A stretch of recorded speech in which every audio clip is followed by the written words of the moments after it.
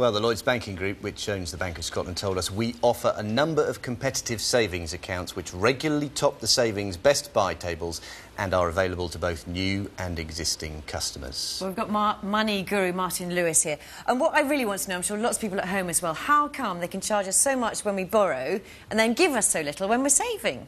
Well, partly because we don't regulate them well enough to make it any better, but also because we let them get away with it. There are far, far, far better savings rates out there than the ones discussed, and there are much, much, much cheaper loan rates out there. But having said all that, the most important thing everybody needs to understand, think of the mathematics here. You've got £1,000 in a savings account, let's say 2% after tax, it's a good savings account, you're earning 20 quid a year. You've got £1,000 on a high street credit card at 18.9% interest, it's costing you £189 a year. If you were to take the savings money and pay off the debt... That's the noise it makes. That's the noise it makes. You would be £169 a year better off, which is why the start point for anyone with savings, clear your expensive debts first. OK, what I don't understand, you know, the interest rates are so low, but credit card borrowing rates are at the highest for 13 years. What can we do about that? Well, the first thing, as I'd always say, is you should do a balance transfer, which is when you get a new credit card that pays off the debts on old cards for you, so you owe the new card the money at a cheaper interest rate. But here's something people don't know.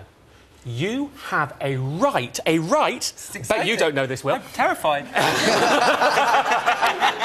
Don't be, we'll sort the finances later. You have a right to reject interest rate rises.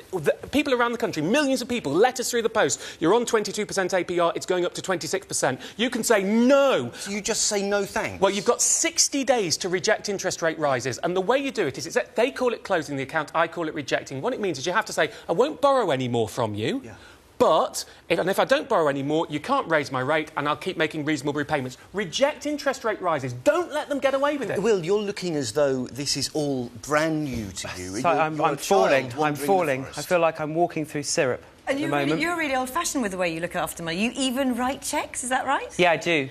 I still write cheques, but I'm really upset because you said they're going to be... I think it's 2018 they're getting rid of cheques generally. It's not fully confirmed yet, but they're planning. What am I going to do? First of all, you have to change to digital, and then... Television.